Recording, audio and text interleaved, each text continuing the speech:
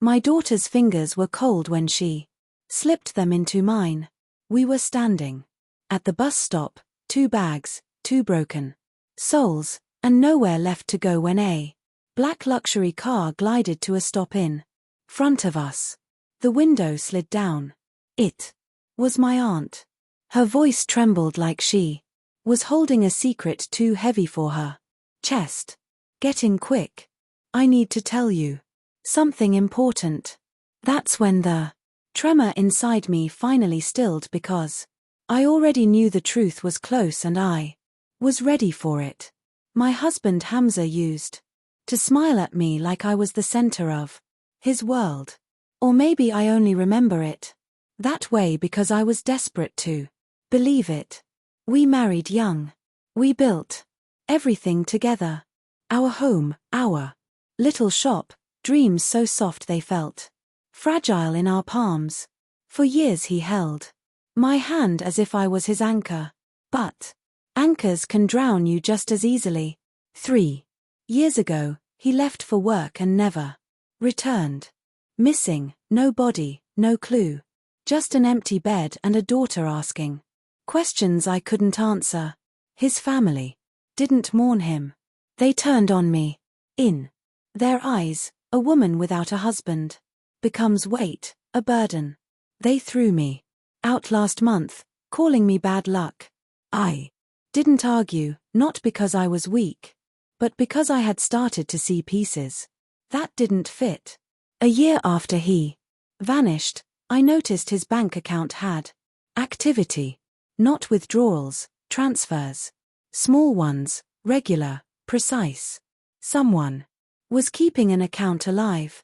Then came the message, an unknown number at 2:14 a.m. Tell her I'm fine. And tell her not to call again. I never said a word. Not to police, not to his family, not to my own heart. Instead, I started paying attention. People talk when they think you're broken. People slip when they think you're harmless. I listened.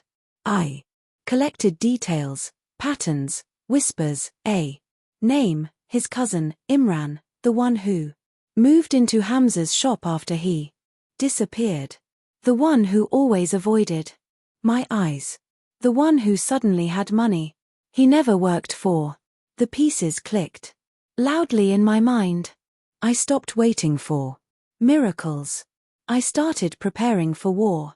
I spent nights studying property laws, inheritance rules, financial tracing, days pretending confusion so they would stay careless.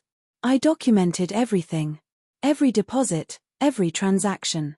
I hired a private investigator using the last hidden cash I had. And when he returned with photos, my blood froze, then boiled. Hamza, alive, living in another city, beside a woman, a newborn in his arms. A house bought with my years, my sweat, my sacrifices. He hadn't been kidnapped. He hadn't been harmed. He had walked away. And his cousin helped him. My grief died that day. What replaced it was sharper. I didn't confront him. Confrontation gives warning. I preferred consequences. I filed a missing person fraud case using the pie's evidence. I froze the shop. Assets legally mine through documented investment. I initiated a petition against Imran for financial misuse. And I claimed full inheritance of Hamza's share under the presumed death law, knowing it would force him out of hiding. The moment authorities traced him, he fell straight into the net I wove. 2 weeks later, the police notified me. Your husband is alive.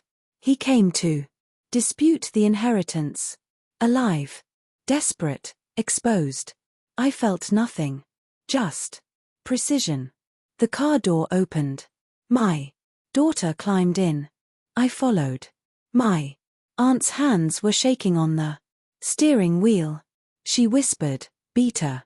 Hamza didn't go missing. He ran with Imran's help." They said you would ruin their plans if you stayed, and now they're fighting because he wants to come back. Imran says he took his place and won't give it back.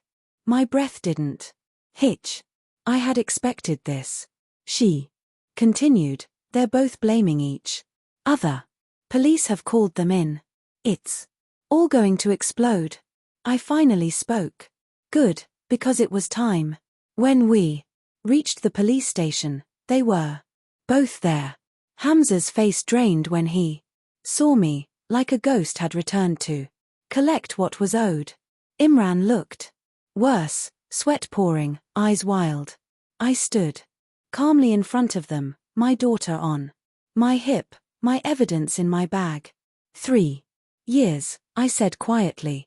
3 years you left me to die. 3 years you built a life with my money.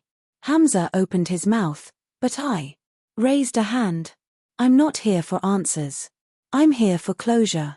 The officers escorted them inside. Fraud, abandonment, property theft, conspiracy. Their downfall echoed in their footsteps. I didn't look away. Not once. When the door shut behind them, my chest finally loosened. Not with pain, with freedom. My aunt reached for my hand. Are you okay? I smiled, a small, steady thing. I didn't just survive, I said. I won because he found out who took his place.